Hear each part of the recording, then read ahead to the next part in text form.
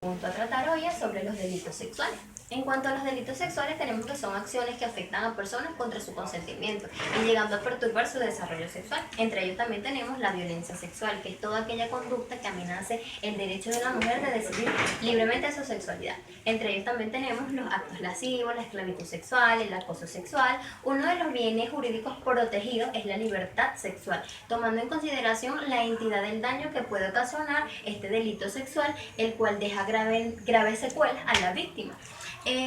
Uno de los variantes también tenemos el himen, que es la fina membrana muy flexible que separa la cavidad vaginal de la vulva. Entre ellos tenemos varios tipos, que sería el himen anular, que esta es la abertura que está en el centro de dicha área. También tenemos el himen labial, que se presenta en una pequeña ranura horizontal o vertical. El himen también franjeado, que son múltiples y pequeñas perforaciones de la membrana que presentan múltiples orificios.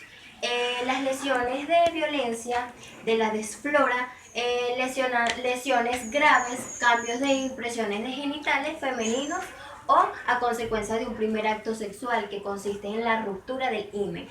También tenemos la defloración, que es tenemos la defloración reciente, que esta se visualiza los desgarros en la vía de la cicatrización en un aspecto de herida reciente. También tenemos la que es tardía, que es la cicatrización de franja dada a 15 a 20 días. En la conducta sexual también tenemos los desviados trastornos mentales, parafilia, obteniendo placer en objetos de actividad de pedofilia física o psicológicamente.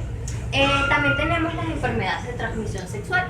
Entre ellas vemos, o existen varias, tenemos por ejemplo la clamidia, que es causada por una bacteria. Esta se contrae por sexo oral, anal o vaginal. Tenemos la gonorrea también, que es causada por una bacteria que infecta el tracto genital. Tenemos el herpes genital, que estas son llagas en el área genital, rectal, nalgas o glúteos. Tenemos el BPH, que esta es una verruga que afecta a los genitales tanto de las mujeres como de los hombres. Tenemos el sífilis, también causado por una bacteria que afecta el área genital, los labios, la boca y el ano. Tenemos el VIH, que mata todas las células del sistema inmunológico. También entre todas ellas son estas enfermedades. También les voy a hablar sobre lo que significa el aborto. El aborto es nada más que dar la expulsión antes de tiempo de manera voluntaria o accidental de un niño a una madre embarazada. El aborto también está el procurado, está el provocado, que el procurado se encuentra en el artículo 430 del Código Penal. Tenemos el provocado, que también lo encontramos en el Código Penal en su artículo 31. Tenemos el aborto sufrido, que no es más que un aborto iniciado por la misma mujer cuando toma algo como consentimiento. Se realiza un procedimiento para poner fin a ese embarazo. También analizando jurídicamente tenemos que el Código Penal, y tomando en cuenta de los elementos positivos del delito, ¿cuál sería el contagio? ¿Qué sería el contagio de enfermedades? De enfermedades sexuales, ¿sería un delito? Bueno, entre ellos tenemos que, analizando jurídicamente, los elementos positivos del delito, como lo son la acción, la antijuricidad, la tipicidad, la culpabilidad, la impunabilidad y la penalidad. La violación sí cumple con los elementos del delito. Sin embargo, desde un punto de vista legal, el contagio de una enfermedad sexual no es considerado un delito, o sea, no está tipificado en la ley, ya que no está tipificado en la ley. Por otro lado, este tendría que determinarlo el autor de un delito sexual, conociendo su situación médica. O sea que no está tipificado en la ley, pero esto se utiliza como un gravamen para el delito cometido. Y el punto a tratar hoy es sobre la experticia. La experticia, esta experticia es médico-legal y es el marco del derecho procesal penal que concibe como una declaración jurada que resulta útil en torno a dos puntos esenciales. Tenemos el primero, que es la valoración de un elemento de prueba de la imputación, y el segundo, que es para los fines del procedimiento de ejecución. Asimismo, el informe de la experticia médica es ordenado por un magistrado penal y versa esencialmente sobre las observaciones técnicas cumplidas por un perito a encargo de la autoridad judicial y durante el proceso, en torno a hechos o personas o cosas que se examinan después de la experticia, de hechos punibles con referencia al momento del mismo, el cual se procede a los efectos causados por dicho hecho punible. En otras palabras, puede conceptualizarse como una actuación promovida por la autoridad que lo por la autoridad que generalmente va acompañada de los exámenes en cual la causa de su naturaleza. Los peritos encargados son los que deben ser o deben examinar los requisitos formales de la experticia médico-legal. Cuando los requisitos formales de la experticia médico-legal se trata el ordenamiento jurídico venezolano, nos da luz y expresa cuáles son los lineamientos o los elementos fundamentales a tales efectos. Puede resumirse en cuatro fases que planteamos a continuación.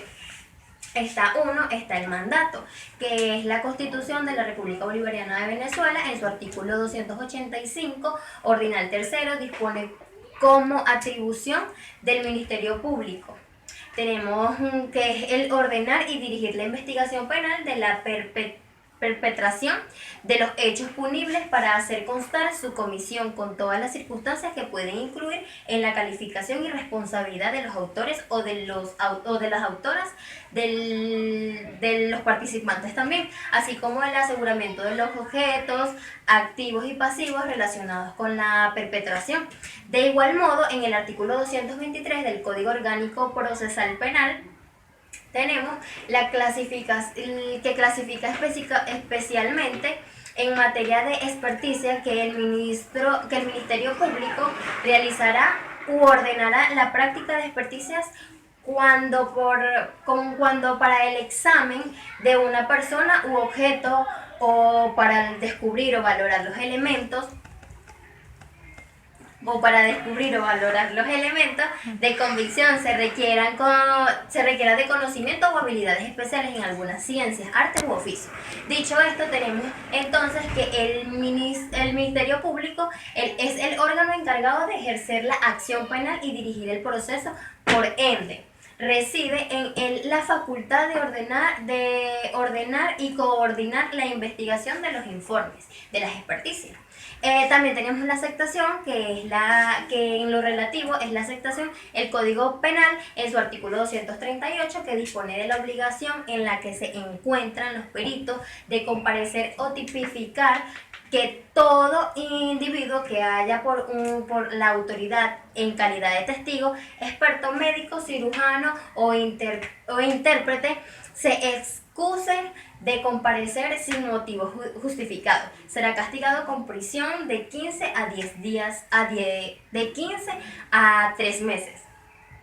Sin embargo, con excepción a esta regla, en el artículo 224 del Código de Procedimiento Penal, expone que son causales de excusa y recusación para los peritos los que en ese mismo código establece, y de igual modo que el perito se encuentre en el deber de guardar, reservar de cuanto conozca sobre el motivo o la actuación. También tenemos la juramentación. En el Código del Procedimiento Civil expresa en el juramento de los expertos, en su artículo 224, que los peritos serán designados o designadas y juramentados o juramentadas por el juez o jueza previa pretensión del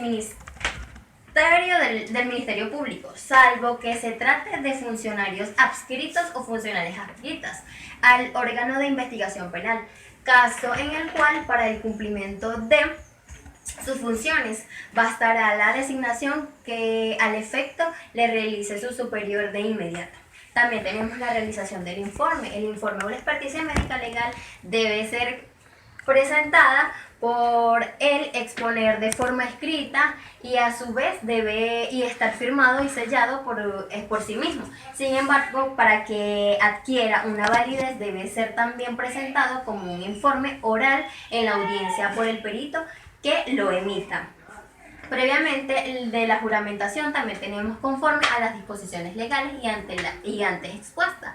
De manera de general, en el artículo 225 del Código de Procedimiento Penal establece como contenido y requisitos formales del dictamen pericial lo siguiente: el motivo por el cual se practica, la descripción de la persona o cosa o objeto del mismo, el estado o modo en el cual se halla la persona o cosa objeto del dictamen, la relación detallada de los exámenes practicados, los resultados obtenidos y las conclusiones que lo formulen.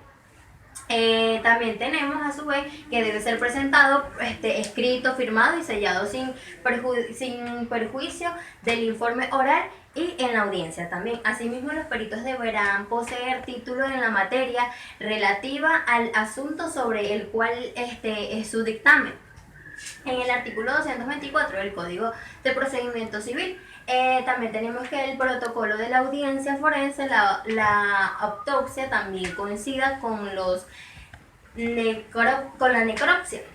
Se define de acuerdo a los exámenes anatómicos de examen que se le hace al cuerpo de la persona se ha aparecido a fines de determinar la causa de la muerte. Para verificar dicho diagnóstico, este procedimiento médico emplea como medio de disección con el objeto general del informe de la autopsia, perteneciente sobre la causa de la naturaleza, la extensión y otros elementos importantes acerca del padecimiento de enfermedad o trauma que haya sufrido el objeto o el objeto de dicha autopsia. Incluso post-morte, es decir, que un modo más específico de la autopsia médico-legal. Esta se realizará realizada por los anatomopatólogos forenses. Implica el estudio del cadáver externamente e internamente en